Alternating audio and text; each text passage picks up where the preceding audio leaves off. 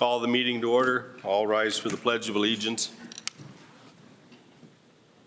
I pledge allegiance to the flag of the United States of America and to the republic for which it stands, one nation, under God, indivisible, with liberty and justice for all. Roll call, all members are present. Approval of the agenda.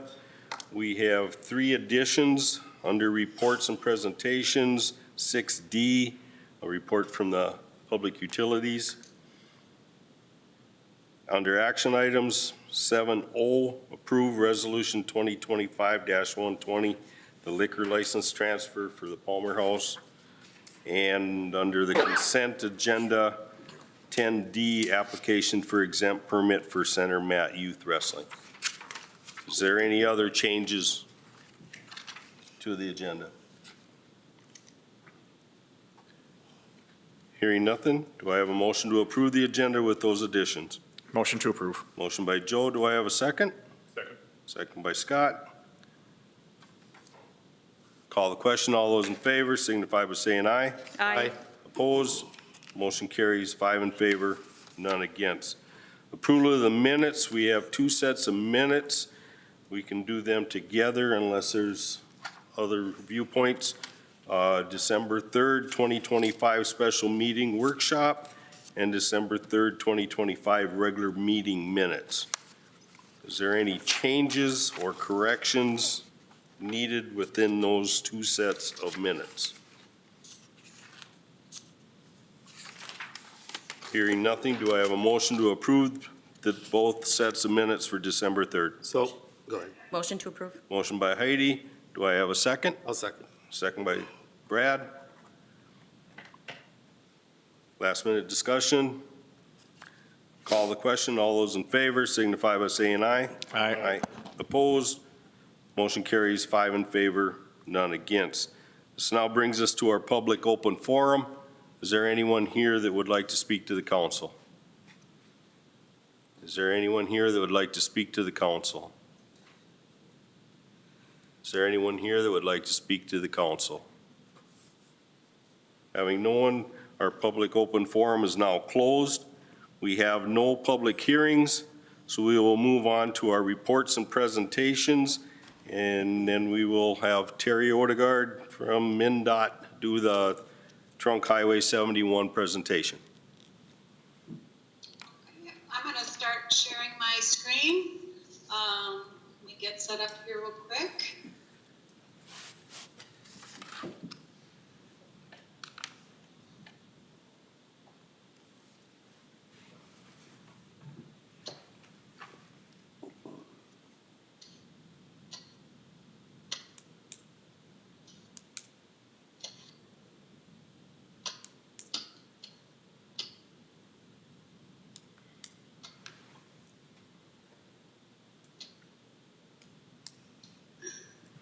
Are you able to see my screen? No. No, not right now, it's black.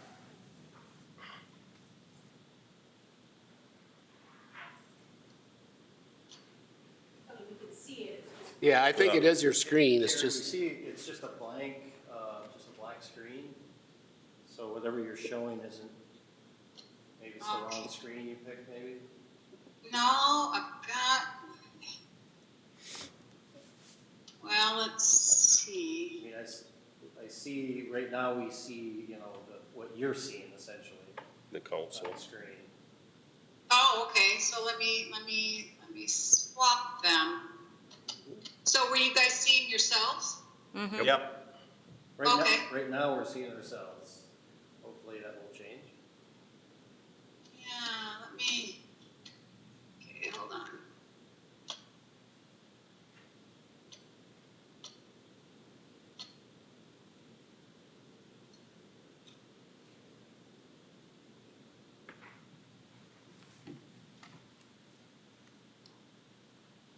There you go. That, That's it. okay, there we go. I'm gonna have to get there. Okay, perfect. Well, good evening, Mayor, council members, and city administrators. I appreciate you taking your time.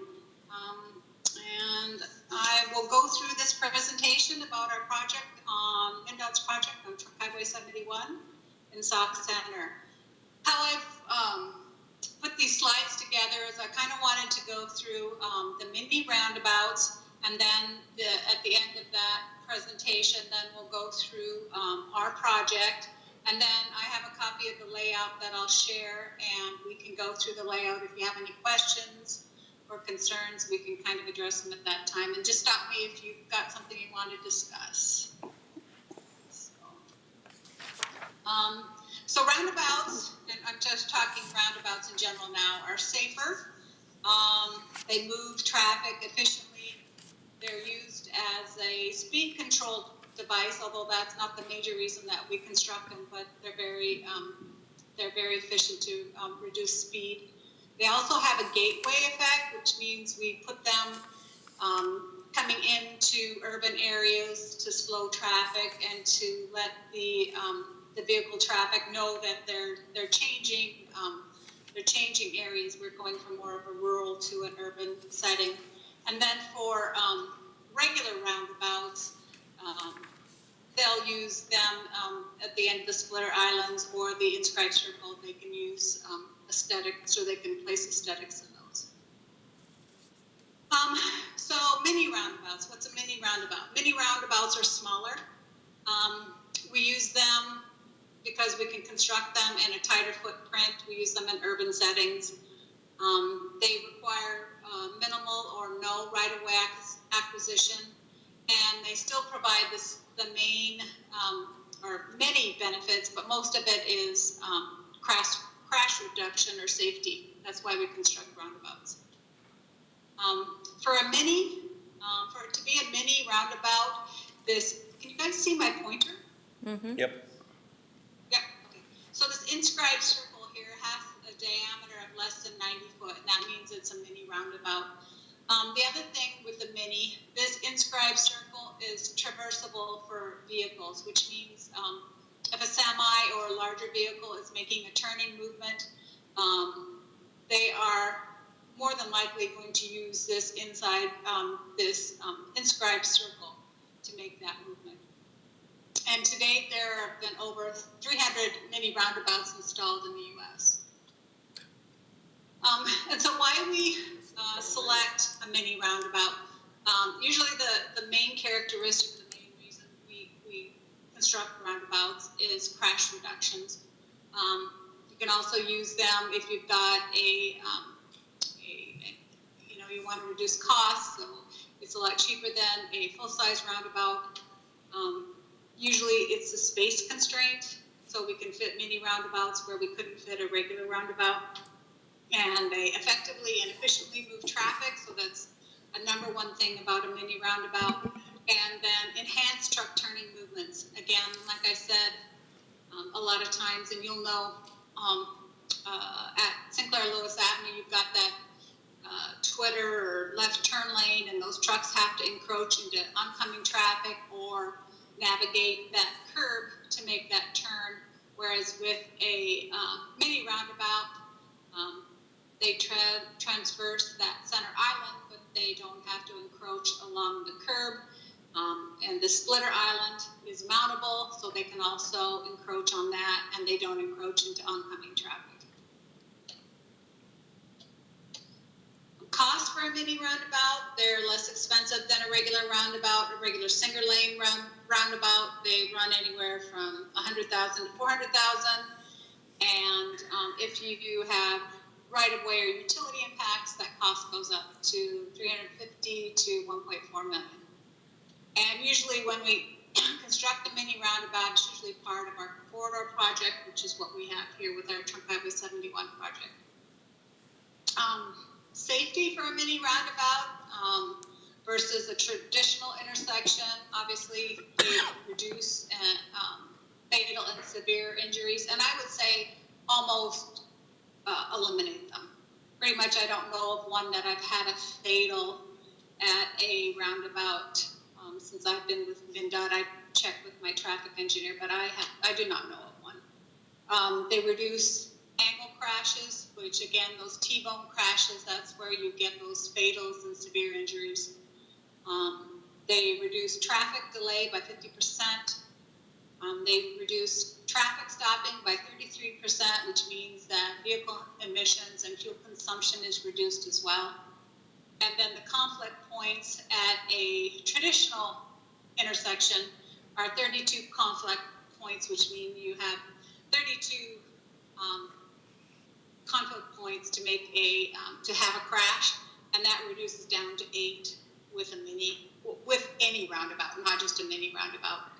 And then obviously speeds are slower because you're entering that roundabout usually at 20 to 15 miles an hour, which allows the motorists a little more reaction time for pedestrians and oncoming or merging traffic.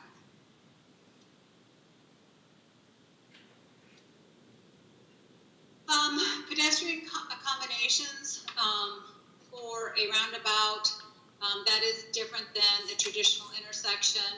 We move that crosswalk further away from that intersection, and the distance, this is the splitter island.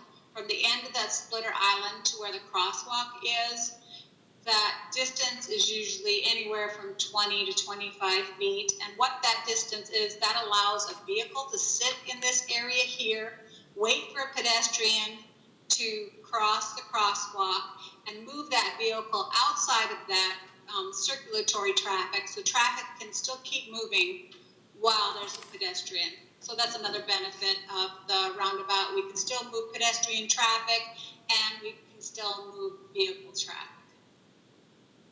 The distance that the pedestrian has to cross is shorter as well. And this statistic I pulled from MnDOT, that 83% of the vehicles yield to a pedestrian in a roundabout versus 7% in a traditional intersection. I'm not sure about that, but that's what we had on our MnDOT website. Also, the Splitter Island is a refuge, so pedestrians only have to cross one lane of traffic at a time. They don't have to try and play Frogger across the full width of the corridor or the street. And then depending on the crosswalk, they do a raised crosswalk, and I'm not sure if you're familiar with that. We haven't done one yet. I have one in my project coming up in Clearwater, so we'll be testing that out. But basically what we do, we raise this crosswalk 3 inches, and then we have a taper before and after that crosswalk. So it's kind of like a really large speed bump, and that allows delineation for that crosswalk and for that pedestrian, and it does slow traffic as well. Construction, the time of construction is shorter for a mini roundabout. It does require that the intersection be closed for construction. Since it's a smaller footprint, you can't shift traffic half on one end and then construct it and half on the other. And it uses common construction materials, concrete, stamped concrete, or colored concrete. Maintenance, I have talked to our maintenance staff about the mini roundabout we're proposing at Sinclair Lewis Avenue. They do have some smaller plows, so that isn't going to be an issue, because that was noted that some of the larger plows have to stop and back up.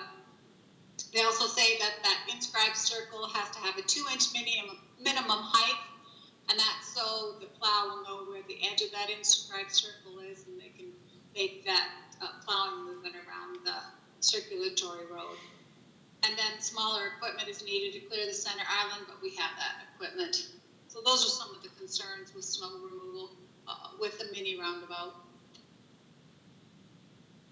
I provided some video links to a couple of cities that we've constructed roundabouts, one in St. James, one in Shakopee.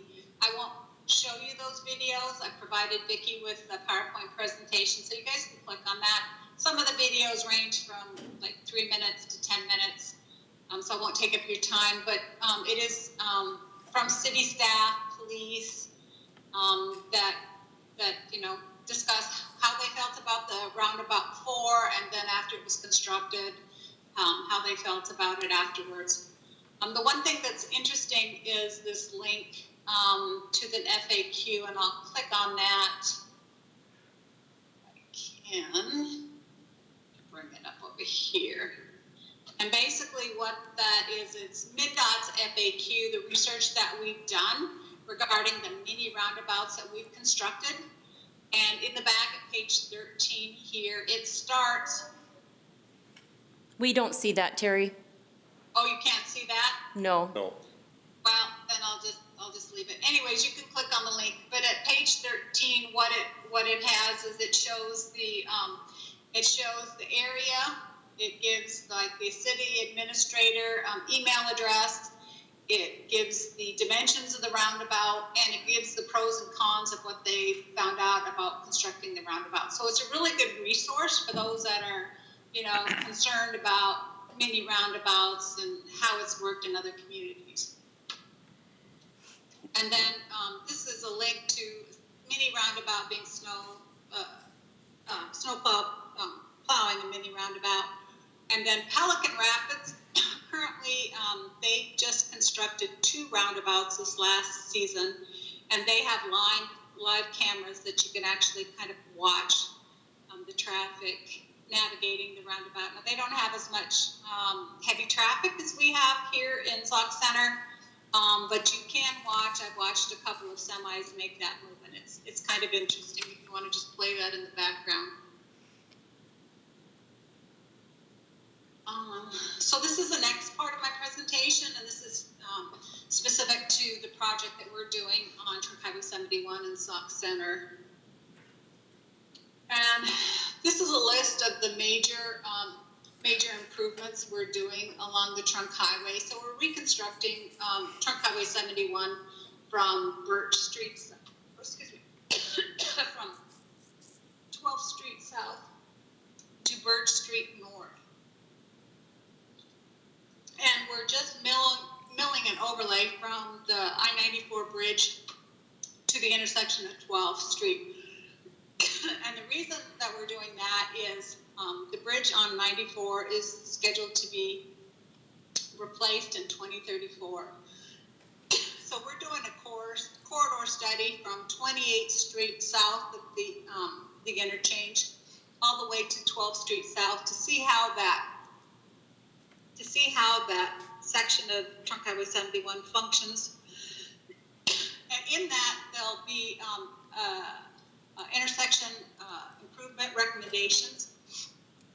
And what we're thinking is they're probably going to recommend either a single or multi-lane roundabout at the ramp heads. And if they recommend that, and we were to include 12th Street with my project, which we had just decided we were going to replace the signal, it didn't make sense to spend, $500,000 on a new signal and then in 7 or 8 years tear it out because we'll need to construct a roundabout at that intersection. So we really wanted to see what the corridor study recommended for the interchange project, and then that'll dictate what improvement we do to 12th Street. So the intersections we're going to be doing with our project is Sinclair Lewis Avenue. We're proposing a mini roundabout, and then a regular roundabout at 5th Street, which is that 5-legged intersection just north, 5th and Main and Trunk Highway 70. We're also going to be replacing our existing storm sewer. The city's going to be replacing their existing lighting, sanitary, and water main. We'll be overlaying the bridge over the Sauk Center, over the Sauk River, and we'll be widening the walk. On the westbound side, we're going to widen that to 10 feet to accommodate the trail that we're going to be constructing along the corridor, and then an 8-foot sidewalk on the east side. We're going to be doing some streetscaping, so we've widened those boulevard widths to accommodate trees. We'll be making a connection to the Wobegon Trail. At Conservation Club Park, we'll be making an ADA compliant connection because currently there's stairs, and obviously that's not ADA compliant, so we need to make that connection. We'll be adding sidewalk and a multi-use path along the whole corridor. And then we'll be doing pedestrian improvements, facilities, and bump outs throughout the corridor. And then we'll be adding a center left turn lane throughout the corridor, except for at the intersection where we're putting the roundabouts. And then underneath the Wobegon Trail Bridge, we're not going to be replacing that bridge. So that existing width, or that typical section underneath the bridge, needs to stay the same. This is a copy of the preliminary layout. I know you're not going to be able to read it, so once I'm finished with the presentation, I'm not sure how I'm going to show it. We'll probably have to cancel and start it again, and then we can go through the layout. So where we're at, we submitted our preliminary layout to our geometric design unit. We received comments back from them on the 8th, and then we're working on comments now to either comply with their comments or get comments back why we can't incorporate their designs. So this is a rendering of the intersection of Sinclair Lewis Avenue and Trunk Highway 71. So you're looking northbound on Trunk Highway 71. And how this is created, we have a photo of the trunk highway, and then they do the design. This is the design of the mini roundabout that we're proposing. I will say, if you look, there's quite a bit of additional concrete or sidewalk here that we probably don't need, and I've directed our design consultants to reduce that, to bring those back as much as possible at the intersections, so we can keep as many parking spaces as possible.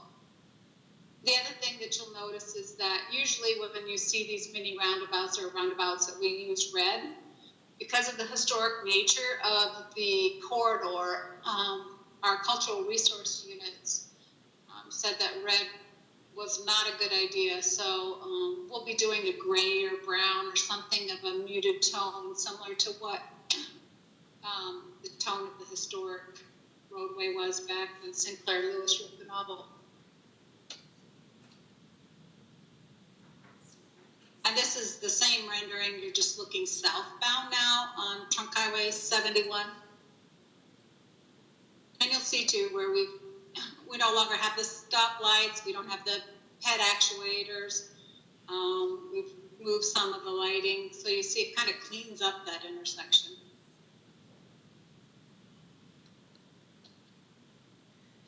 This is a snippet of the layout, and this is Sinclair Lewis Avenue.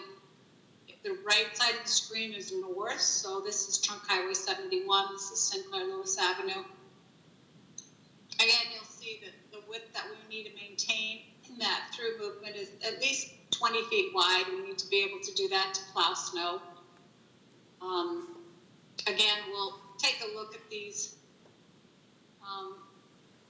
tapers and see if we can get some more parking in here to increase the amount of parking we're proposing along the trunk highway.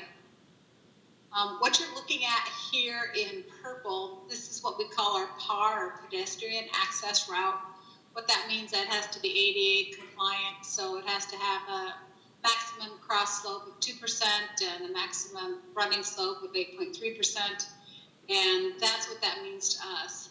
This light green is also going to be concrete, but that means that that doesn't have to meet those ADA standards. So we'll probably do a saw cut hit here, pour these elements separate, and then we'll be able to play with these slopes to be able to make the grade so we can meet the entrances into the building and still keep our design criteria for the roadway and the sidewalks.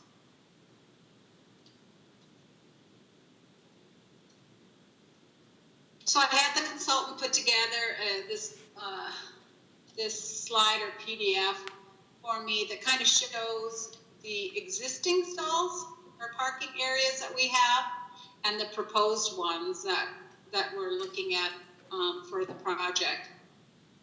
Now, as I said, I tasked them to shorten these sidewalk, these curb cuts, and they already were taking a look at it. So potentially we could add one more parking to each side at this location. They haven't gotten further into this, so we may have additional ones, not sure. But at this point, if you're looking from 5th Street to Park Road, existing, we have 43 on the west side and 35 on the east, and we're proposing 3727. So it means we would lose 6 parkings on the west side, actually 5, so we know we're going to gain 1, and 7 parking stalls on the east. So I know that's a big concern for the city and the businesses. This is a snippet of that 5-legged intersection. North is to the right. This is 4th. This is Main, going north and south. What we're proposing is closing Main and constructing a hammerhead or turnaround for those residents or those people that get lost and come down here and need to make that U-turn movement. We would connect 5th Street to Trunk Highway 71. Again, this pink or purple, whatever color you want to call it, is the 10-foot wide multi-use path. As you'll notice, we're proposing to replace the sidewalk that the city just constructed a few years ago. And the reason being is currently it's an 8-foot walk, and because you have your path going north on Main Street, what we're proposing is making this crossing movement here for the path and then send bicyclists or pedestrians down this. So we'd have to widen this to 10 feet to connect to our path that we're proposing on the west side of the Trunk Highway. So our layout shows a 10-foot walk or 10-foot multi-use path on the west side and a 6-foot sidewalk on the east. The other thing that we're proposing with this is closing the access to Pine Street here. It's really close where we're coming into the Splitter Island and out, and just would make sense to reduce that conflict right here. I'm not sure if Vicky's talked to you folks about that or not. I'm not sure how the city or the residents Yeah, that's been are talked about. receptive. That's been talked about, so. Okay. The other connection that we're making, so let me get you north is to the right. This is the Wobegon Trail. Here's 8th and then Pine. We're proposing a connection to the Wobegon Trail. We did discuss doing like some S-curves and turnbacks here to get the users up, but we decided since we have the right of way, it just made sense to do a long gradual slope. That way we don't have to construct retaining walls, and then we would have to put up fences and that kind of thing. It's just cheaper to do it this way. You'll notice we don't have the new intersection that you guys just constructed this year. We did finally pick up those shots, but we didn't have it incorporated in this version of the layout. The next one that we have will have this intersection. We'll have that changed to what is currently out there. So this is Sauk River. This is the bridge that we're overlaying. This is Conservation Club Park, and this is that connection we're looking at making. Again, we're looking at leaving the stairs, that's kind of historic with the sign and that. We're just looking at making an ADA compliant connection. And then obviously widening the bridge, not widening the bridge, but widening the walk on the bridge. The bridge will stay as is. And we've done the calcs, and that bridge can support the additional load for the concrete for the sidewalk and the multi-use path.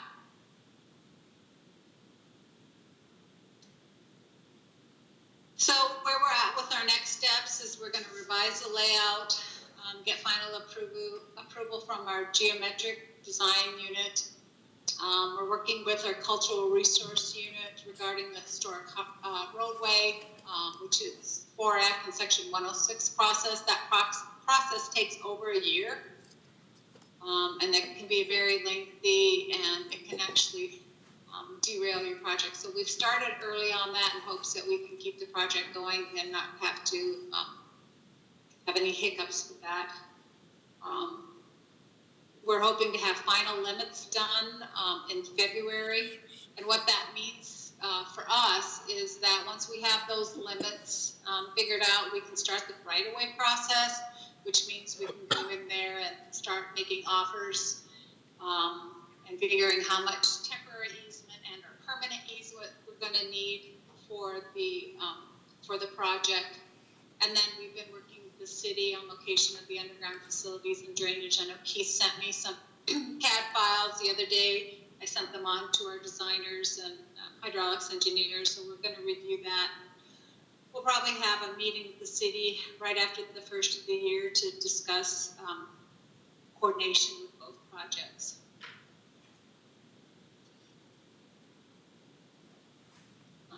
And questions? Council have any questions, concerns? I have some questions. I have a couple, just with that mini roundabout.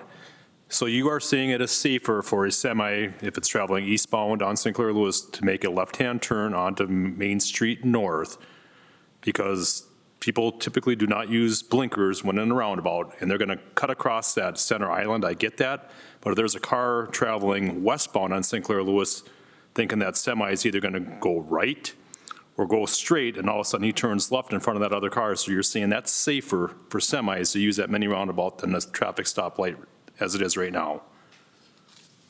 It's safer, yes, because basically what happens, if the car was to blow the light, then you have those T-bone movements.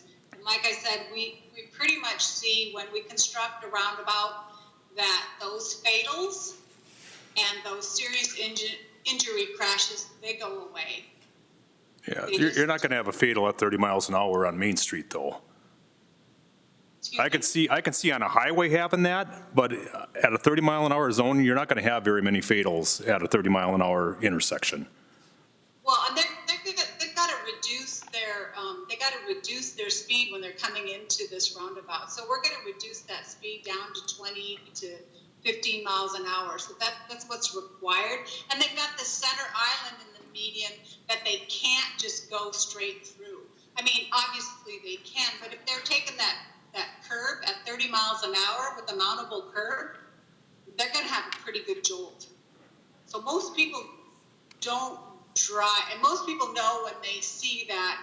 The signage, obviously, we're going to sign the mini roundabout. They'll let them know what's going on, that they just slow down. It's required. And people that have driven the roundabout before know how to drive it. Obviously, there's a learning curve for those that haven't. But usually, we don't see a lot of violation with that. What we do see with the roundabouts are those side swipe. And let me go back.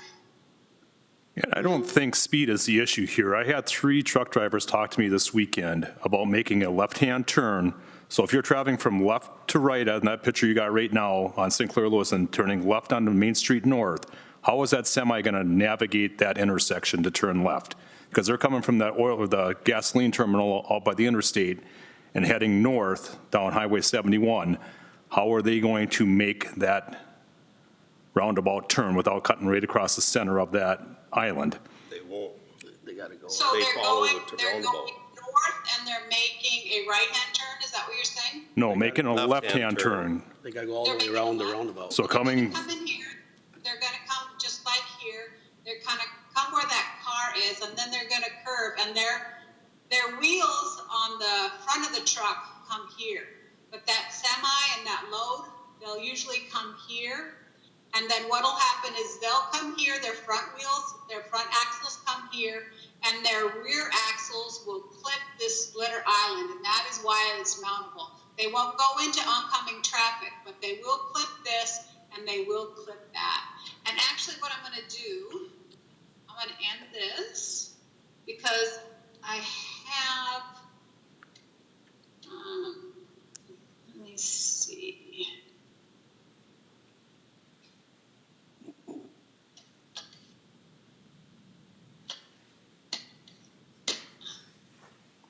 I'm gonna see if I can move that. Can you guys see that? No. No, we're looking at you. Are you seeing a layout yet? Nope, that disappeared. All right.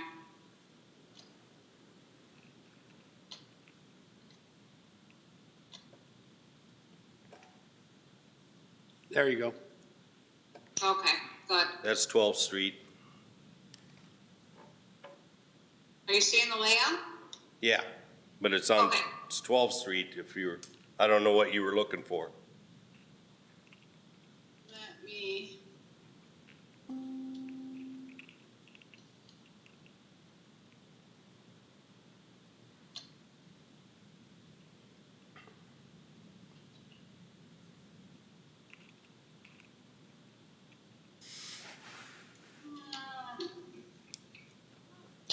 Trying to find the one that has the.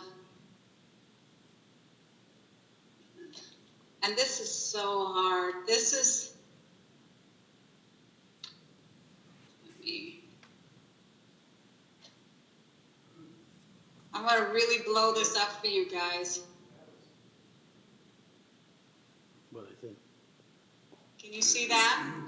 Yes, Okay, so what you're gonna see is this is that turning movement. This is that semi, and they're coming here, and you can see this is the wheel path, and they're clipping that little bit of the nose of that center island, and then they're coming around, and this is their back wheels right here, and this is their front wheels. So the cabs come in here, and the trailers come in here, and you see how they're using that splitter island? Yep, get that. So now you got a car coming from the right to the left down Sinclair Lewis Avenue, and that semi turns right in front of them, because they're not going to put their left-hand blinker on because it's a roundabout. People don't use their blinkers in a roundabout. So you're seeing that semi goes across that center island, and if there's a car going westbound from right to left, that's not going to cause an issue. no. Yeah, so you're exactly So right. they're You're yield is what using they're that thinking. whole splitter island. The way I look at it is if a semi is gonna take a left-hand turn, if they're not following the lane of traffic and they drive over the top of that center mount, they're making an illegal left-hand turn That's what because they're she's showing. leaving. That's what she's showing right there. Their front tires are going across. That's That not island. without, that's not what the tires of the trailer will go over, but actually, if you follow the lane of traffic to the right, your trailer is actually gonna move farther away from the people that are making that right-hand turn coming from the north. Well, It actually so makes it your safer. Trailer is right here, so you're right, people that are following them are coming back here. Is that what you're worried about, the traffic behind them? No, the cross traffic coming the other way. I think the pure fact is most people have to learn how to yield and use yield signs. Well, there is no yield sign on a roundabout, though. Yes, there is. Well, Every entrance. the big thing with the roundabout is you have to yield to any vehicle that's in the circulatory travel path, which once that semi enters right here, they're gonna, so you can see where that cab is coming right here. I mean, you've got somebody coming here, this semi's coming here. I mean, his cab's right here before his trailer gets anywhere right here, right? So they're gonna have a semi halfway in the middle of the intersection or over the inscribed circle. So I can't imagine a vehicle that's gonna come southbound and navigate with a semi. I don't see a car or a pickup fighting with the semi on purpose. You know, they run that stoplight all the time. It's people Well, the driving. stoplight's not gonna be there, and I get it. And what I'm saying is people driving are not always good drivers. Well, that's not our fault. I understand that. I'm just voicing a concern that I've had conversations with this weekend. And if you want to dismiss it, go right ahead. I don't care. But don't, I'm sure you're Say talking it's to not the same going to. truck drivers I am. I bet you I'm not. Okay. Yeah. So I have also heard from truck drivers myself, not I'm sure as many as Scott has, but my concern, or the concern for me personally, not so much the truck traffic getting around the corner, but the study that might have led up to this, not taking into account the sheer number of semis that use this intersection. And that's data that we didn't get to see. We were not privy to that. But that is something that I feel was not taken into account, because why would you lay infrastructure that is going to obviously be wrecked? I mean, this is more money down the line, because nothing is going to be able to handle all those semis 365 days a year for any amount of time. You're going to replace this in less than 5 years. Well, to be honest with you, when we construct this, we do take in that data, and that intersection control evaluation is called an ICE that's fed into the study. We're just we sent that out to my traffic engineer. I got comments back probably 2 weeks ago. They're revising that, and that ICE study, which I will share with you guys once we're at that point where we've got our comments incorporated. We'll share that with the city, and we do a traffic count. So we do know how many heavy vehicles, how many pedestrians, and how many cars use this. So we do traffic counts, and we did 3 different traffic counts. We've done one during, and we pick what we call our peak time, so AM or PM peak, and then we also did it during the summer. And then we also did it after school, I believe, so we could figure, so we could get cabin traffic, and then just regular, normal traffic that we'd see when school is in. So And- we did get those counts. So that's comparable to at least a proportion that feels compatible or comparable of those greater than 300 of these mini roundabouts that have already been put somewhere in the US? I would have to look and see how many of the mini roundabouts have the same volume of semi-traffic. I didn't dig that deep in there, but what we do when we do this, and I don't have a copy of it, they didn't provide that, but what they do, it's called a VSIM software. So what we do is we go out there and do those traffic counts, and so we know how many semis are coming, how many cars are coming, and then we just do it like a video game. We plug that data into this VSIM model, and it actually runs simulations. And what we do is we take what is the existing traffic now. So we did our traffic counts, and then we figure out the different models, and we say, okay, we're going to have a 2% growth each year. And what kind of improvements will we see in the city, that kind of thing. And so we take a growth factor, we calculate a growth factor, and we actually add that to the model. And then we keep running that model until 20 years from construction date to make sure that this intersection will move traffic efficiently. And what we have is, they call it LOS, which is level of service. And what that VSIM model does, it takes that information, plugs that into those level of service criteria, and tells us when this intersection will break down. And it'll give us each level of service. And once I get that, I can share that with the council, and we can come back, and I can have my traffic engineer, because I am not a traffic engineer, and he can go through those different reports, or we can do it via Teams. So you can kind of see that data behind what we did to verify that this intersection will work. Okay. We don't want to spend $1 million on an intersection and then have it not work in 5 years. Absolutely, that is not our goal. And I doubt that semi-drivers want to be replacing axles every other year either. So They won't. if that is proven that this causes no damage to these semis taking these roundabouts, I know that there are plenty of trucks, either locally owned or we have a couple transports already in the city limits, regular traffic to and from farms, hauling animals, you name it.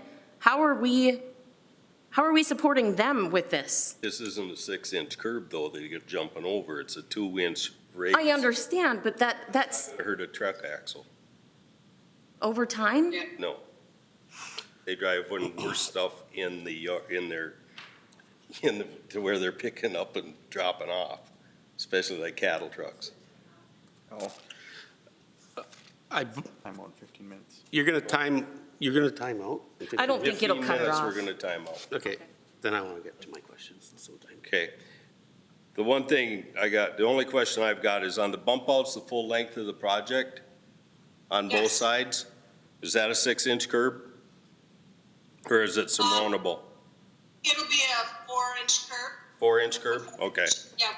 And I don't know if you guys had a chance to look at the layout, but, we're doing bump outs only in the downtown area where we know we have heavy pedestrian traffic.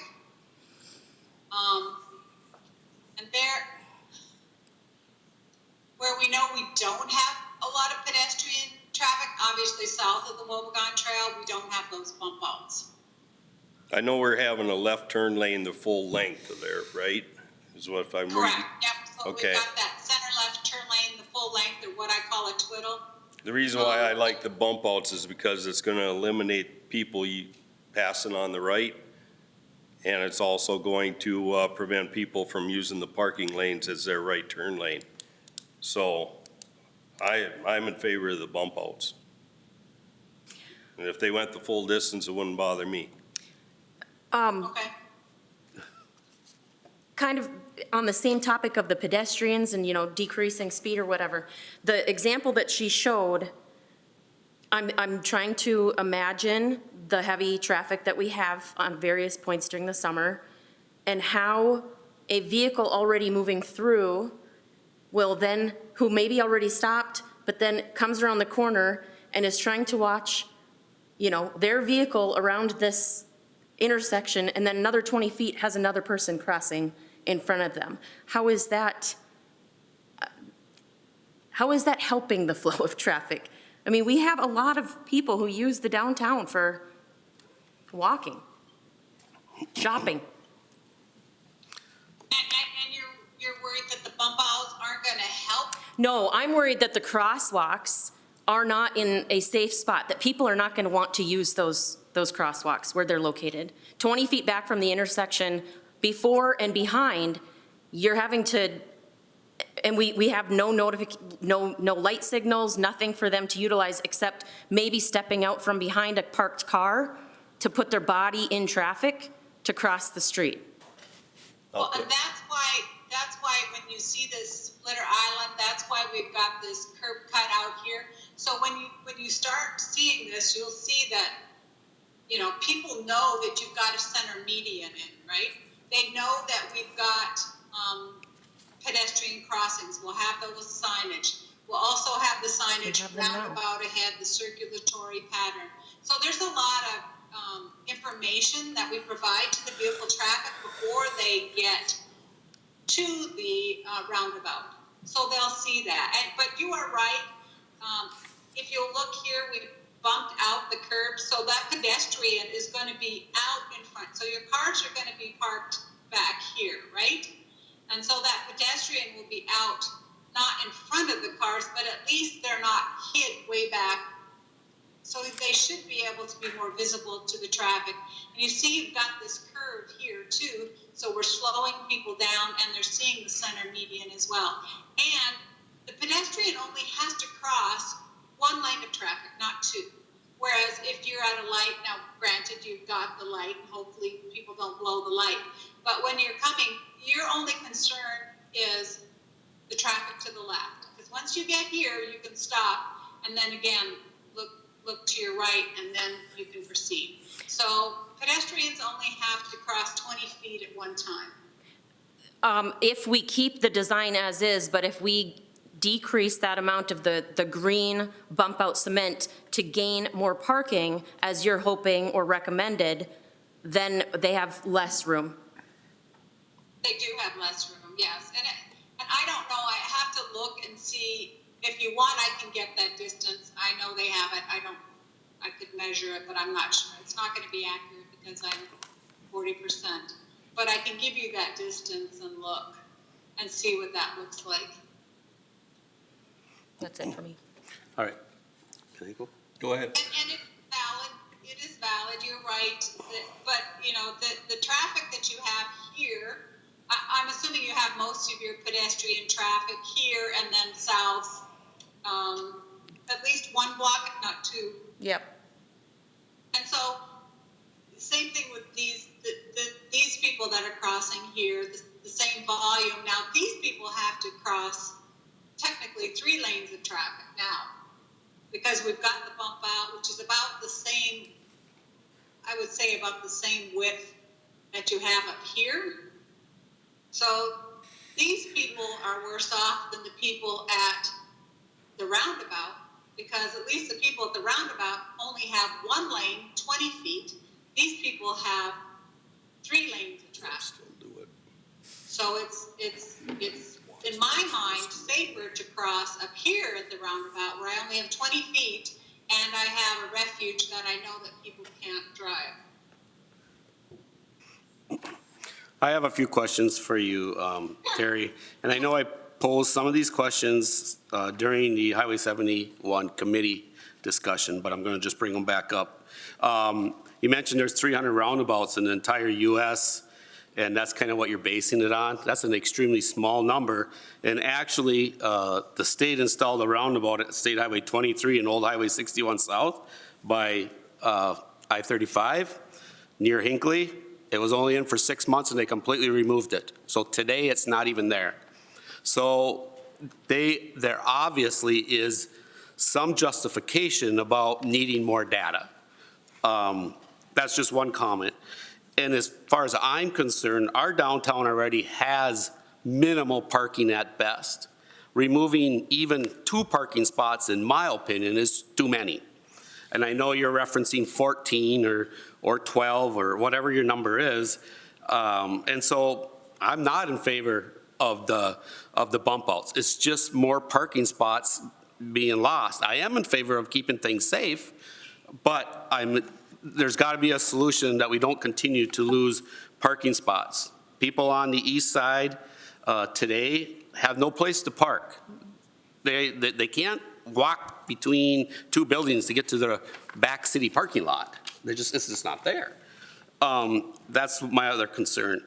My next question is sidewalks up on the large roundabout on North 71. You got sidewalks going north, but where are they going to? They're just ending?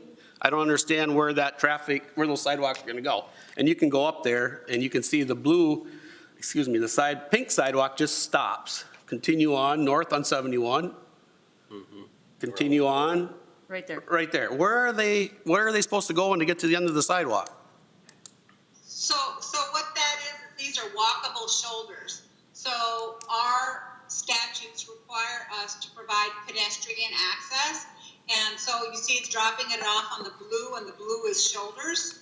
And so that's what we consider. That's why we're dropping them off on the shoulder, and then they're going to be going northbound if they so desire. Obviously, we made that connection for this this community here, so that's what we're connecting to here. So these pedestrians would walk here and then connect to the sidewalk here. Okay, then just my last couple questions. Emergency services, we haven't really addressed that. I am concerned. I think I brought that up also during one of our conversations. And then bridge crossing. It's my understanding that the bridge will it be always passable? Or I believe you mentioned it would be down completely at some point. If that's the case, where's the traffic going? How do we get them over the river? Yes, the bridge will be down. We figured it'll be about 6 weeks. I don't have a copy of the detour route that we're proposing. And I wish I could show you. I don't know if I can bring up.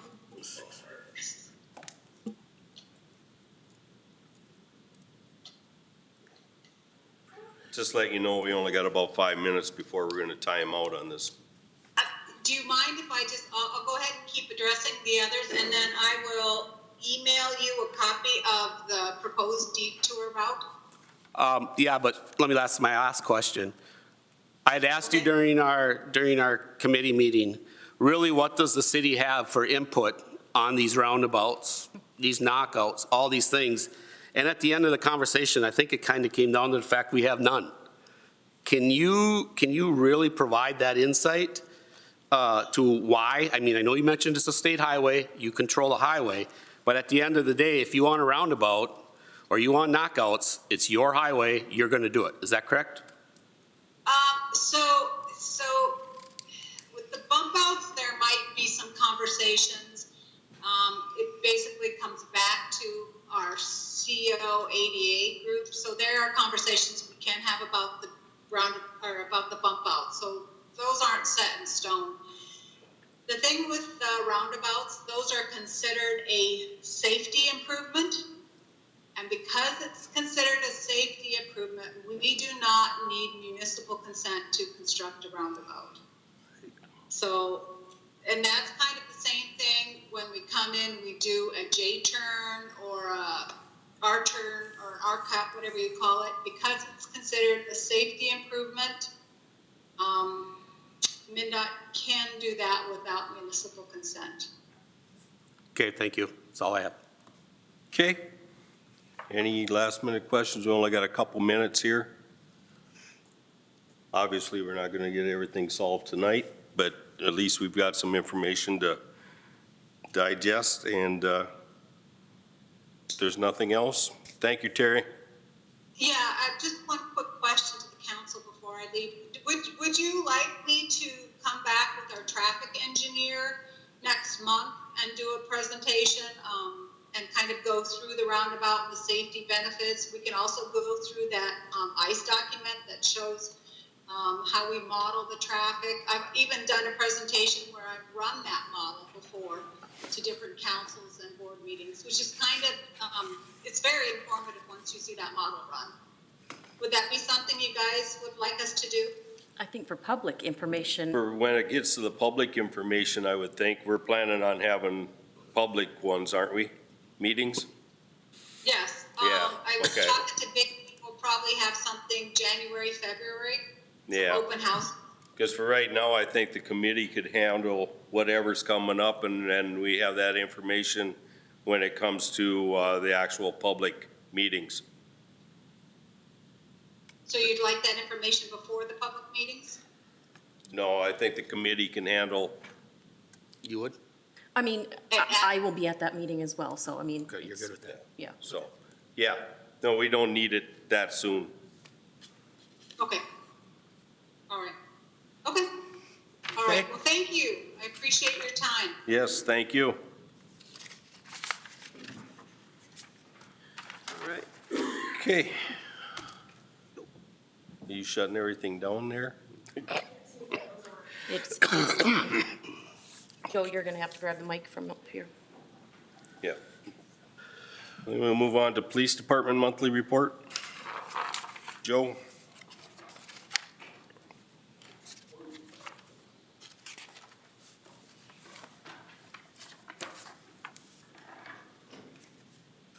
All right, good evening, everybody.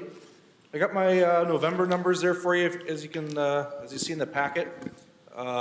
781 total, kind of right on par from where we were last year, a little bit higher.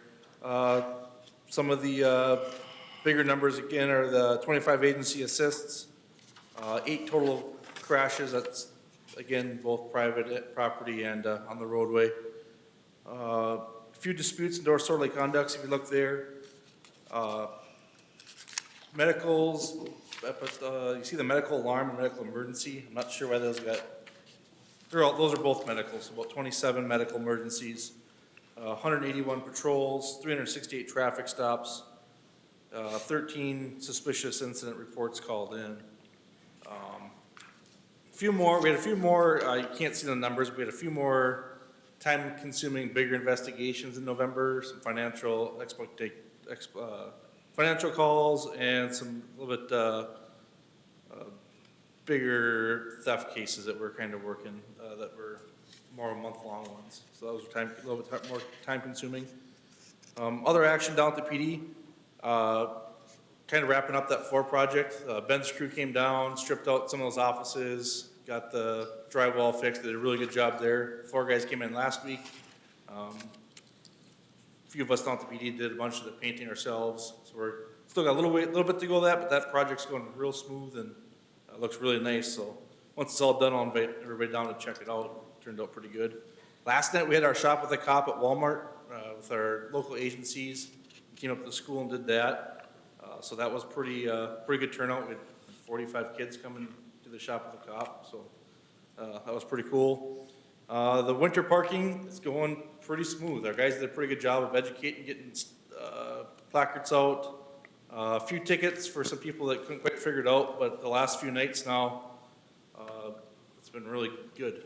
Nothing too serious. We had that one snow emergency. We had a few during that snow emergency we called, but the parking stuff has been pretty smooth. I mean, I don't want to say the numbers are any higher than they were last year as far as some people just can't figure it out right away. And then we educate, pretty good, so. Any questions on any action? Yeah, one question. Can you remind me what the difference is between patrol of 181 calls and traffic stops of 368? So traffic stops are us pulling someone over on the side of the road. Patrols are our school patrols, and we're going into the school. Walmart, we're doing like a Walmart walkthrough, hospital walkthroughs.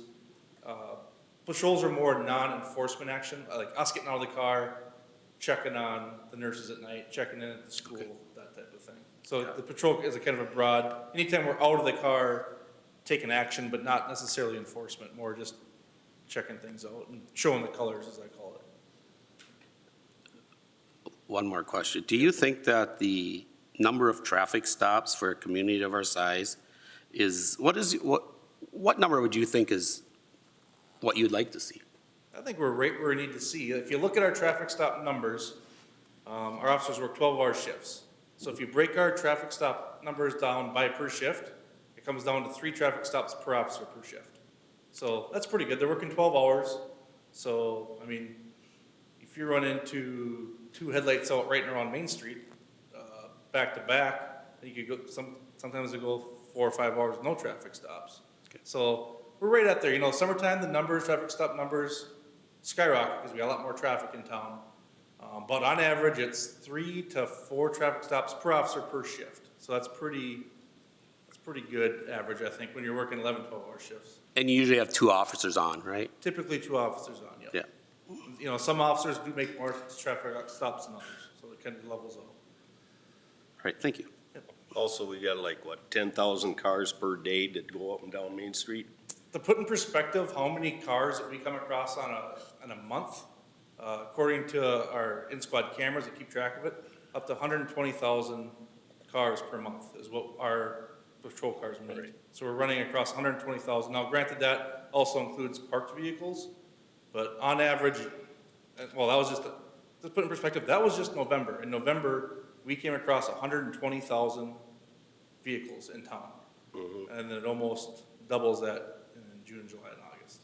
So 3 traffic stops per shift per officers, pretty much. That doesn't even amount to anything. So, Wow. yeah, it's, like you said, then, 368 by 30 is 12 a day. Yeah. no. So that makes sense, because it's 12 a day because we have 4 Four, shifts. yeah. So yeah, and that's not including me. So I have my day shift, flex shift, the power shift, and then midnight shift. Right. So, yeah, so there's typically 4 shifts a day. So, yeah, right on, I guess. Okay. Is there any other questions? Okay, thank you, Joe. Public Works Department, Ben? Good evening, Mayor and Council. Between Thanksgiving week to now, most days have been spent doing some form of snow cleanup. We've had 2 pretty big storms come through along with some clippers. So typically plowing streets, parking lots, alleys, and sidewalks. We then move to hauling snow from the downtown area on the streets. And then we go to our parking lots and cul-de-sacs and haul snow from there. We spent 2 days out at the airport blowing back windrows. That's to maintain proper aircraft clearance and to allow the runway lights to stay visible along the edge of the runway. They do get buried in snow. We get a lot of drifting out there, so there's a lot of snow to move out there after we get two big events like that. We just finished up all the piles and cul-de-sacs from this most recent snow that fell. Last week, during that snowfall, we did have one of our plow trucks that broke some bolts on the underbody plow. When that happened, it did cause some damage to the fuel tank and the def tank. We were able to make all those necessary repairs in-house. We had to buy some parts, of course, but when that happened, we were about 2 hours into the shift, so that truck went down. The other two trucks, we changed from, normally we have to make 2 rounds on every street to get everything plowed curb to curb. So when a truck goes down like that, everybody changes from making their 2 rounds right away to cover the other guy's route along with yours, make 1 pass both directions so it's open, and then you got 5 feet left to clean up later on. So that's how we handled that. We got the truck back to the shop. We did what we could with it, kind of assessed it, figured out it wasn't gonna be operational for the rest of the day. We actually took our blade out and he finished up the rest of his route with the blade that day. So if it seemed like it took a little longer that day, we did have some challenges with some equipment, but everything's back up and running and working now. Winter calendar parking signs, we have most of them up. There's a few left to go, but while we have been plowing, we haven't had a lot of cars on the street, and with the most recent event, most people were parking on the right side of the road, as Chief had alluded to. So everybody seems to be following that pretty well. The flashing crosswalk sign by the dam, it's not currently working. We did order a replacement part for that, so hopefully next week that'll get here. We'll get it put in and that'll be operational again. The outdoor rink, in between snowfalls, we've spent considerable time flooding both rinks. The intent is for them to be open this coming weekend. The warm weather yesterday was really hard on them. Today didn't help any. We weren't able to work on it, obviously, when it's above freezing. So it looks like the next 2 days are favorable to continue to make ice and have it open by the weekend. So that's what we're planning on there. The arena, busy with games on the weekends, and coming up in January here, all the tournaments start. So Friday, Saturday, Sunday, it's 14 hours a day up there and very busy. So just trying to keep the ice in good shape, and compressors have been working, so everything's good there. We have been running open skate consistently on Sunday nights. We've had a decent turnout of skaters every time for that, so we're going to continue doing that into January and February. We put up the Christmas lights downtown and in the front park, and as Joe also talked about the police department project, we've been working on that. Now that we're kind of catching up on the whole snow removal side of things and getting that outdoor rink back in shape, we're going to be working on that project to get that done too before the next snowfall. And lastly, our forester and our weed applicator, they both attended their continuing ed classes to keep their certifications current, so everything's good there. Any questions I can answer? Did you just mention about siren? Are we doing any work on any sirens now that we're out of, our tough storm season, or did we address all those issues, or are we good? Joe would have the answers to the sirens.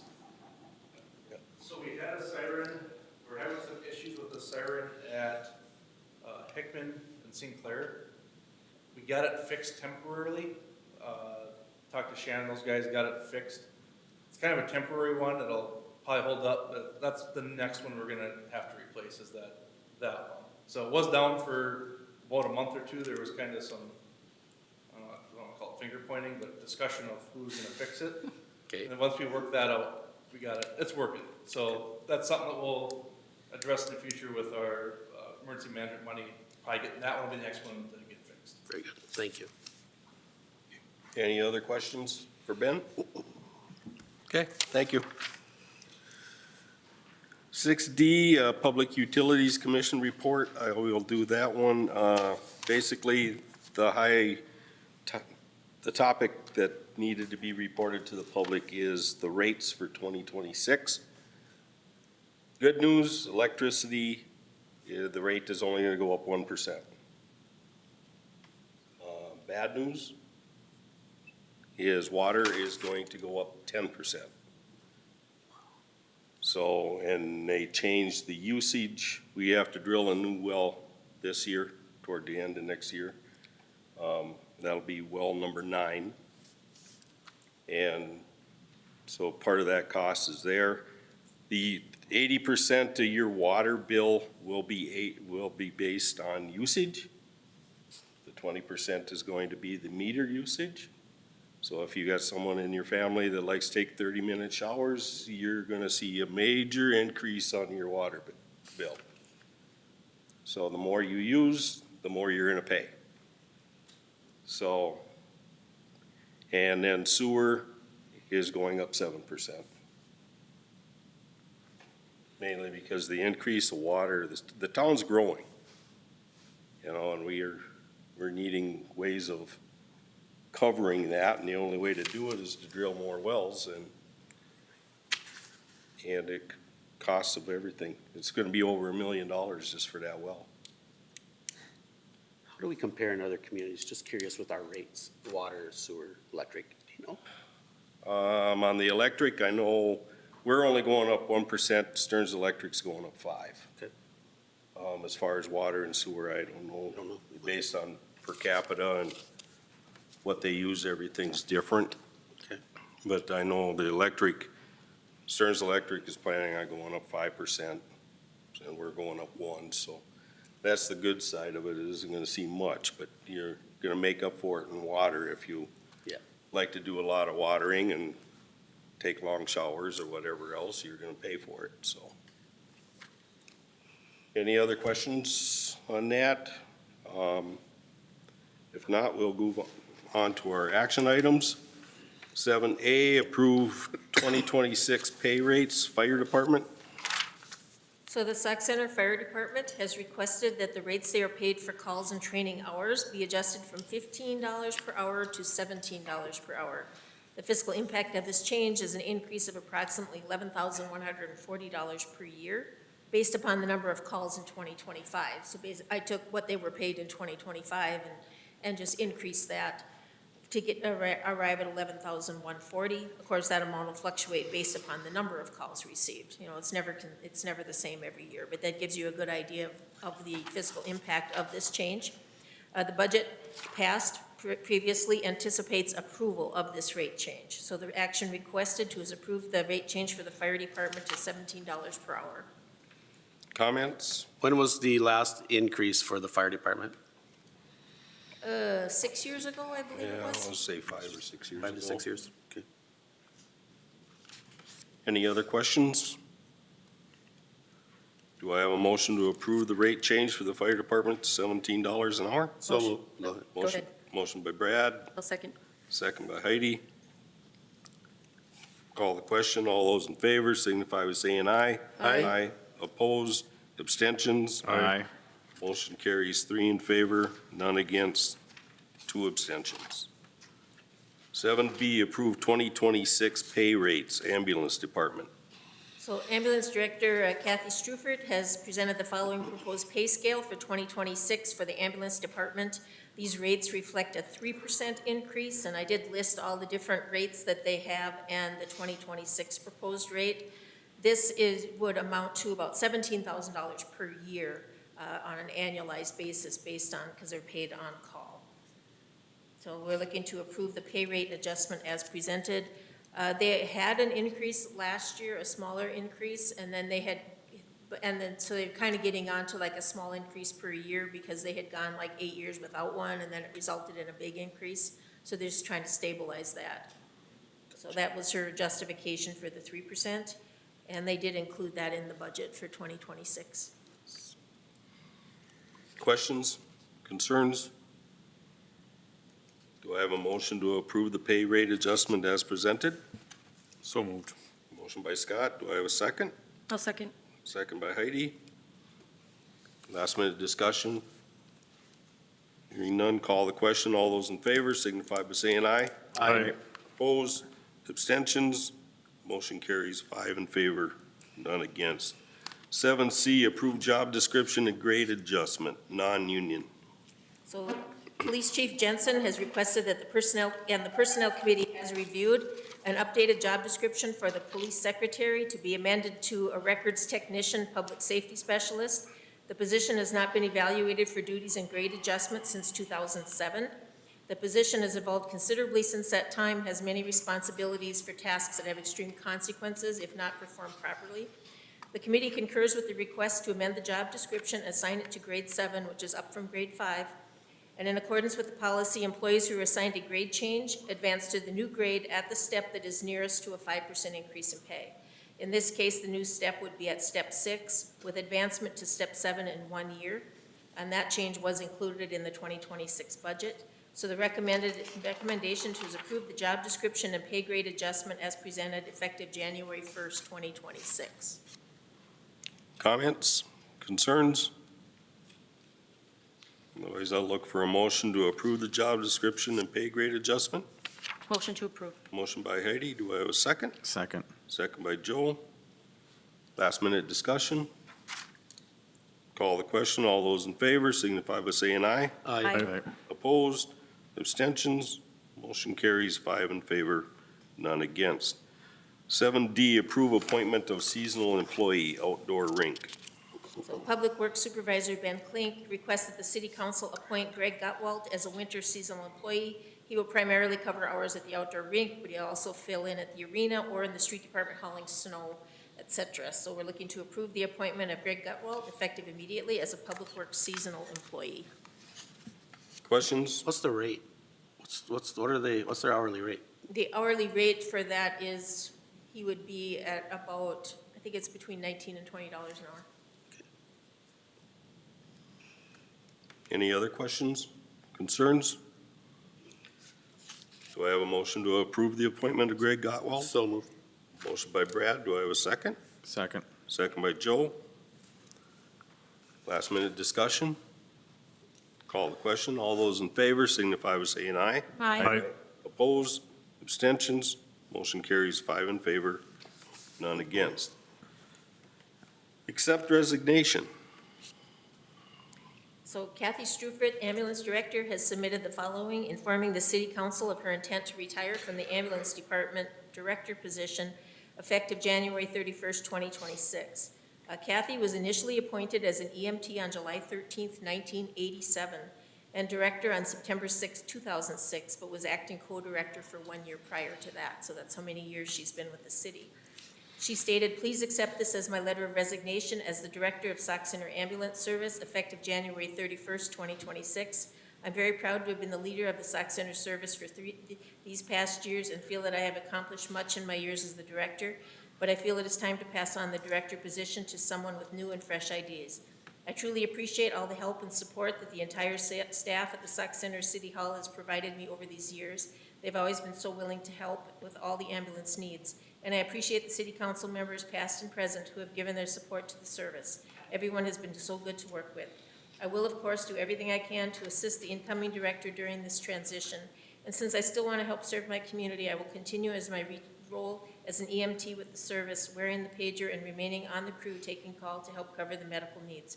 We have a great ambulance service in our town, and I am proud to remain a part of it." So as such, we're requesting to accept the retirement of Kathy Strufert as Director of the Ambulance Department effective January 31st, 2026. Questions, comments? We've filled that, correct? Has that been filled? No, Just- they're in the interview process right Okay, now. perfect. That would probably be at the January meeting, I We think. expect to have an appointment on January 7th. We actually did conduct interviews today. Right, Perfect. okay.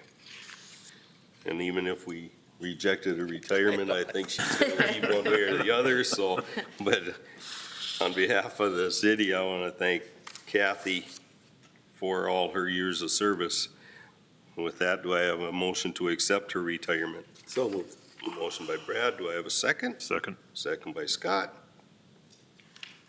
Call the question, all those in favor signify by saying aye. Aye. Opposed, motion carries 5 in favor, none against. 7F, approve board and commission appointments. That one there, we're going to separate, we're gonna move the Public Utilities Commission one and do that separate. Otherwise, we can lump these together if everyone feels like we can do that. Park Board, we had 2 positions open for a 2-year term. We've got 2 people that put their names back in. So it's John Vornbrock and Chris Klinkhammer. For Park Board, we had 2 positions, no, That was Park Board. Yep. This is Planning Commission. We have 2 positions open. Only one person has applied for that, and that is Ted Spanier. The other one will remain open until we fill it. Then we will have the EDA Board. We had 1 position open. Bruce B.J. Welly has put his name in for that. Airport Commission, we had 2 positions open, and we had 2 people apply, Mike Bouchard Jr. and Tom Winker. And for the appointing to the Center Care Board, we didn't have anybody put their name on to replace the terms of Tim Borgman and Christine Hokinson. So with those names that I named off for those individual boards, I'll be looking for a motion, or is there any comments on yay, nay, or comments of who put their names back in? It's kind of discouraging when we have a town of 4,600 people and we can't get anybody to fill the board's position. So, And none of the boards you're recommending has greater than the number we need, so there's really, right? right, we don't have any, there's 2 positions open, we got 2 or Right. less. So, with that, I'll look for a motion to appoint those people to their assigned boards So or moved. commissions. Motion by Brad. Do I have a second? I'll second. Second by Joe. We'll call the question. All those in favor signify by saying aye. Aye. Opposed? Motion carries 5 in favor, none against.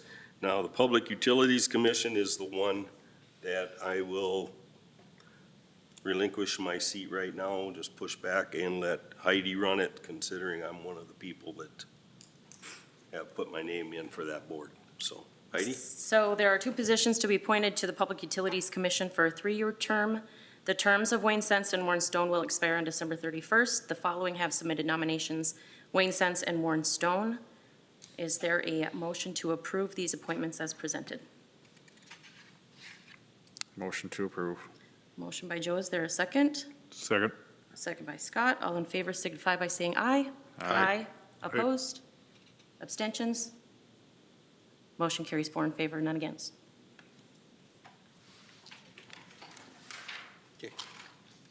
Thank you. 7G, approve resolution 2025-114, establishing 2026 administrative fee schedule. So you have in front of you that resolution 2025-114, and then I did give you the list of the administrative fees, all the highlight, and it's been circulated amongst all the department heads and boards, and so the highlighted ones are the ones that we are recommending changes. They include hangar rental at the airport. There's some equipment charge expenses for public works, and really what these charges are set for is if ever we have an insurance claim or a grant, we have a specific rate to charge. It's not like we hire out to people. It's more of a requirement in order to get grant information. We have the animal boarding fee. The park board had recommended earlier the campground rates because we're already making reservations for 2026.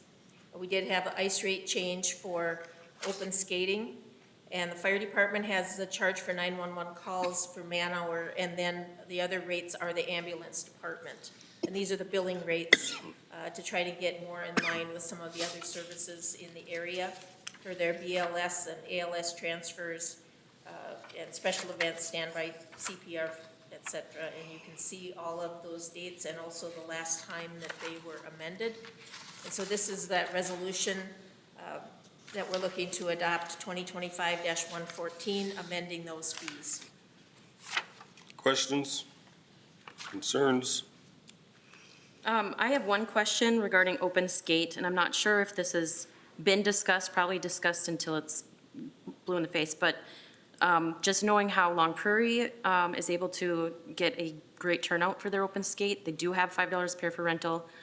They don't charge anybody to use the rink, and then the concessions stay open for the benefit of the hockey teams who sign up to fulfill their volunteer hours and then make money that way as well. Has that ever been discussed either by the Hockey Association or offered to relinquish from the Public Works?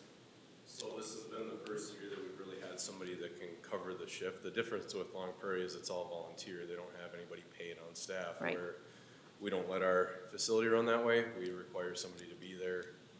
So they're getting paid, so that's part of why we charge to just help cover those wages. It's barely breaking even on the wage side of it, but it's a community asset, so it's good to get used if it can be. If it's not being used, that's kind of how Vicki and I discussed it anyways. I've discussed it with Pat, but he runs a concession stand in Sauk Center. And it hasn't been like, he hasn't felt great about wanting to open for 15, 20 kids at a time. It just doesn't get the sales to make it worth it. So that's why it hasn't been opened, the concession stand. Okay. Okay, any other questions? One, we're gonna set the rate for the new 80 by 90 new hangar at a later time.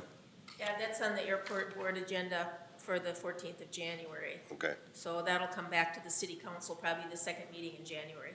okay, because I see it's highlighted, and just in case you notice, it just says new. That's so- a new hangar, so there isn't. Said a new Yeah. brand name. new hangar, there's no price to it yet, so. Okay, do I have a motion to approve resolution 2025-114? Motion to approve. Motion by Joe, do I have a second? I'll second. Second by Heidi. Last minute discussion. Call the question, all those in favor signify by saying aye. Aye. Opposed, abstentions, motion carries 5 in favor, none against. 7H, approve resolution 2025-115, establishing the 2026 schedule of penalties.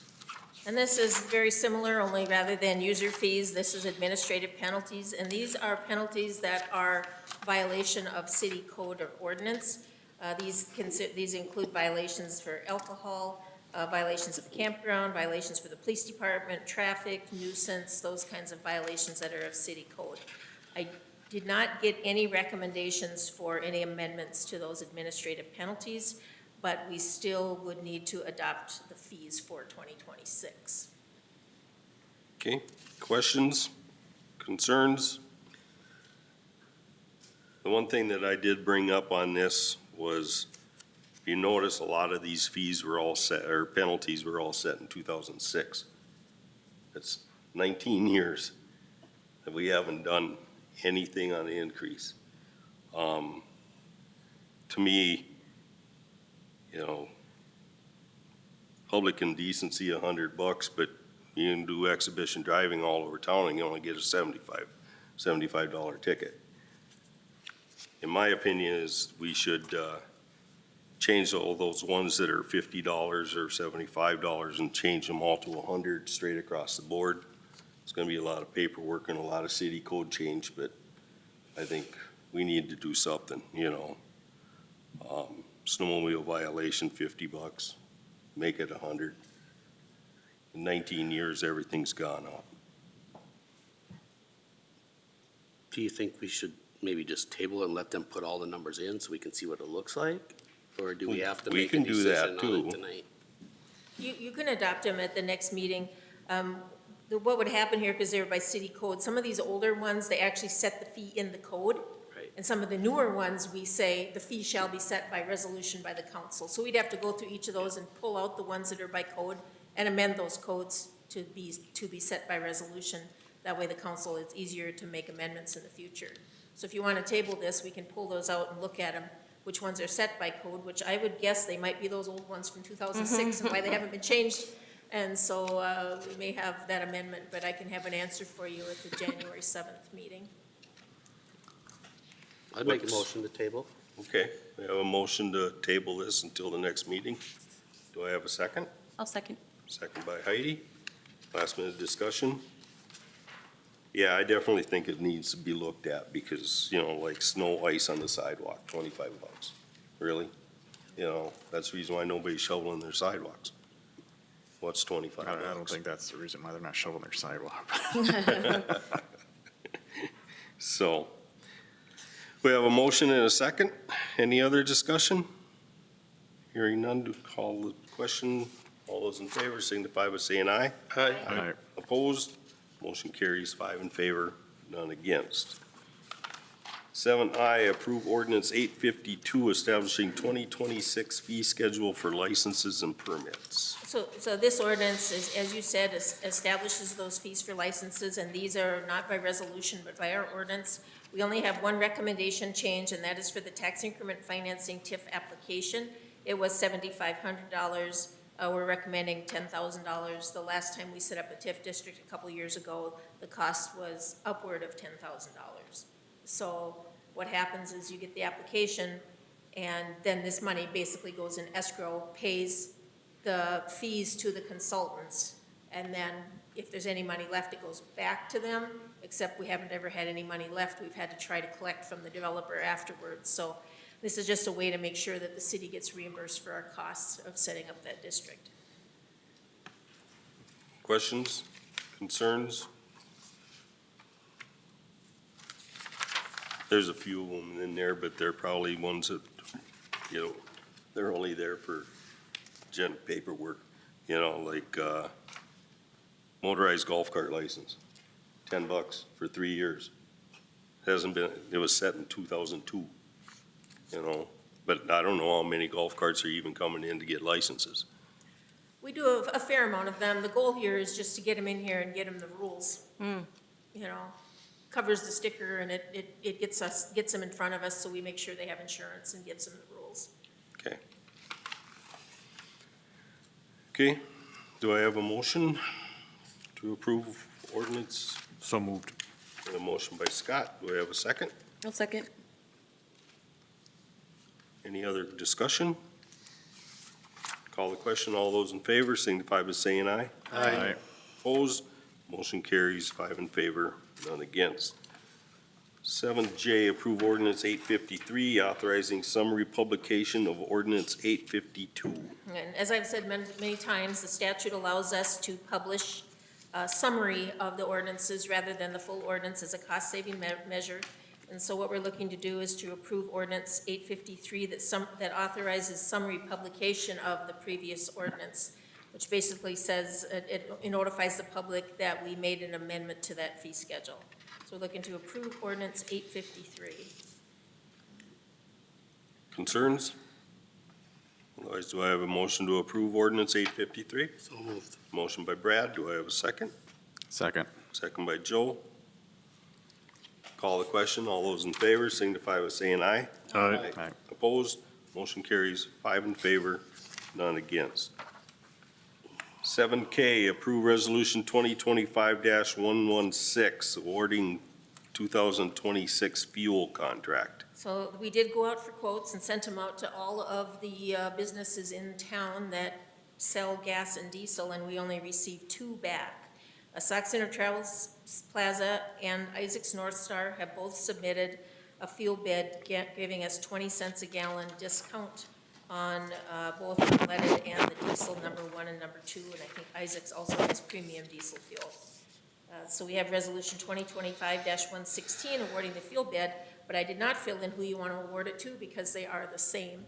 I did talk to various staff members, and I'm getting a feeling that they would prefer to go back to Isaac's North Star just because the truck stop is so busy and it's kind of complicated to get fuel there.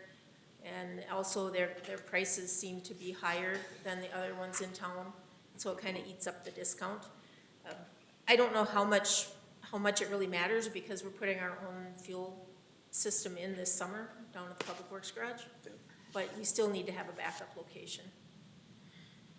I agree with what Vicki said with that, because truck stop is, at least with the fire department, because we typically are there in the evenings, and we have to go rounds and rounds and rounds with them, that they don't have an in-house charge anymore, so you have to prepay. Well, the process to prepay that is, it's a debacle, and those younger high school kids, no fault of their own, don't know how to do it, and so they're gonna get on the phone with the manager trying to figure out how to do this, and it's taken us 20 minutes just to try to figure this out, to put 80 gallons of fuel in a truck. And If we go to Isaac's, we got a card, swipe it, yep, you got 24-hour pay at the pump, done, it's easy.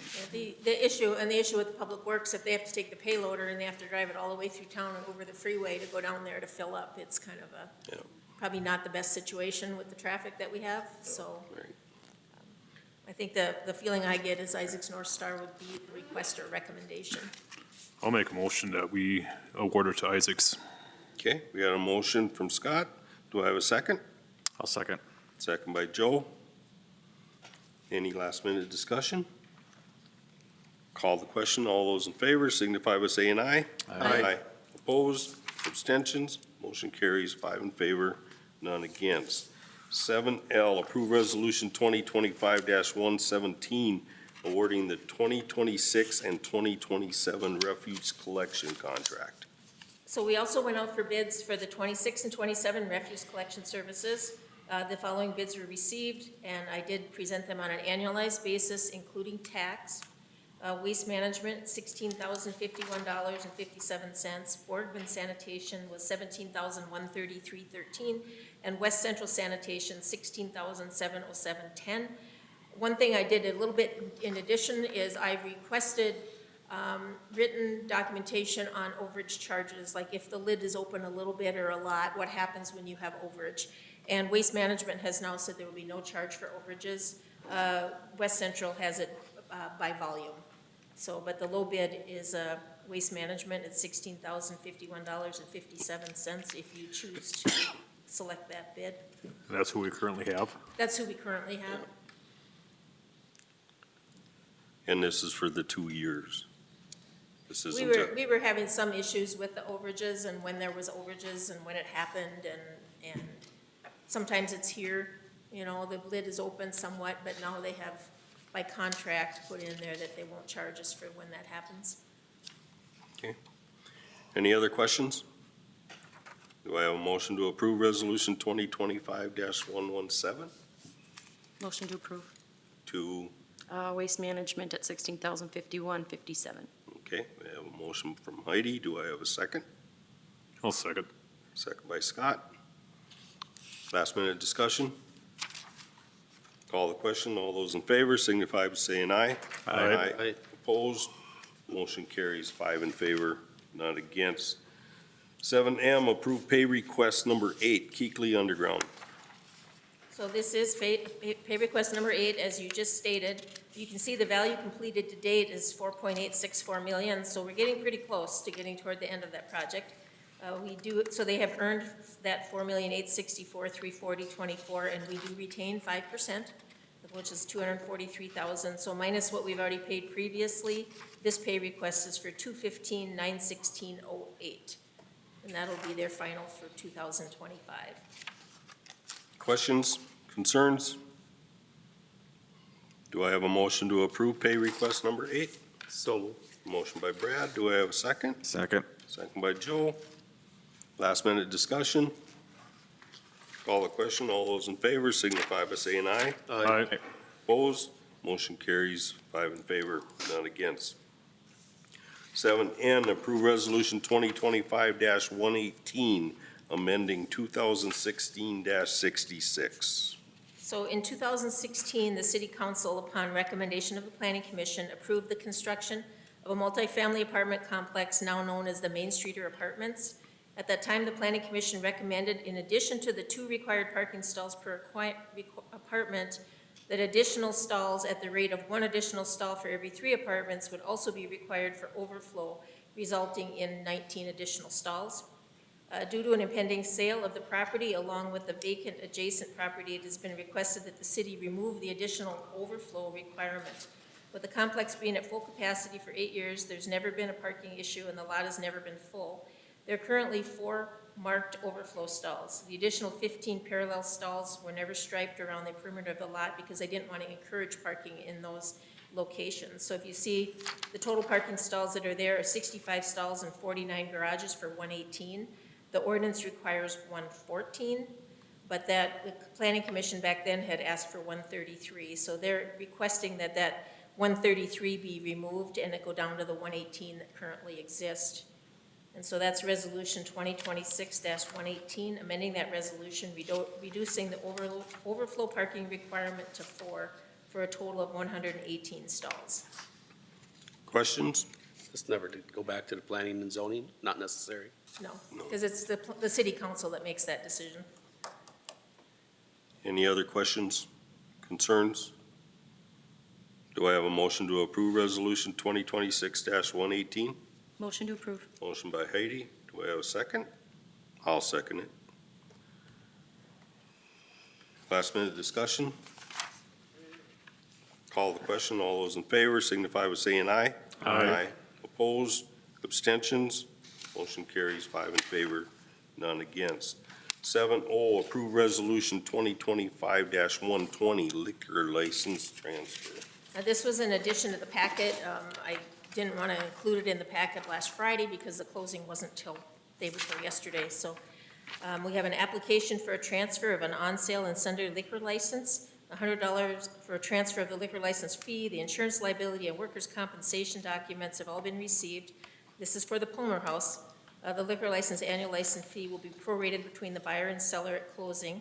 The effective date of the transfer will become effective December 18th, which is tomorrow, but it'll be really when the state actually approves it. So the existing license to the Palmer House stays in effect until the new license is issued to the buyer of this property. And so that's Resolution 2025-120, approving the application of Palmer House, Minnesota LLC for an on-sale and Sunday liquor license to be located at 500 Sinclair Lewis Avenue. They did close on the property on Monday, so this is kind of traditionally how this happens. You'll have a closing and then the liquor transfer. They kind of overlap each other, and then it gets off to the state. And then when the state approves that one, it's just a transfer, so there's no gap. I did talk to the Palmer House, though, and I did say, you keep your insurance, your liability insurance intact with your license until the transfer happens, and then the new insurance will take over. Okay, questions, concerns? Otherwise, do I have a motion to approve Resolution 2025-120? Motion to approve. Motion by Joe. Do I have a second? I'll second. Second by Brad. Last minute discussion? Call the question. All those in favor signify by saying aye. Aye. Opposed? Motion carries 5 in favor, none against. Unfinished business, interviews for open position. That was what I had talked about with the ambulance director position. We did conduct interviews today. We have a few phone calls to make. The personnel committee will have a recommendation, we'll make an offer, and then if that is accepted, it'll be contingent on city council appointment on January 7th. So we'll keep moving in that direction. Okay. Then we will move on to our consent agenda. We have schedule of claims, unpaid claims of $286,392.49, paid claims of $3,000 for a total of $289,392.49. We have November checks, paid claims / payroll of $1,723,641.07. We have Resolution 2025-119, accepting contributions of $200 from Jeanette and Vern Pfeffer to be allocated to the police department, $500 from Community Connections to be allocated to the police department, $500 from Community Connections to be allocated to the fire department, $500 from Community Connections to be allocated to the ambulance department. We also received $6,000 from Community Connections to upgrade the ventilators and for the ambulance department, and $3,000 from Walmart for the Shop with a Cop event, and that would go to the police department. And on behalf of the council and the city, I want to thank those groups and individuals for their donations to these departments. We also have gambling application for exempt permit request from Center Mat Youth Wrestling for bingo on March 7th, 2026 at the Sauk Center American Legion. Is there any questions about the consent calendar as presented? Do I have a motion to approve the consent calendar? Motion to approve. Motion by Heidi. Do I have a second? I'll second. Second by Brad. Last minute discussion. Call the question. All those in favor signify by saying aye. Aye. Opposed, abstentions, motion carries 5 in favor, none against. We have no informational items, so that brings us to the end of our agenda. Do I have a motion to adjourn? So moved. Motion by Joe, do I have a second? Second. Second by Scott. Call the question, all those in favor signify by saying aye. Aye. Opposed, motion carries 5 in favor, none against, meeting adjourned.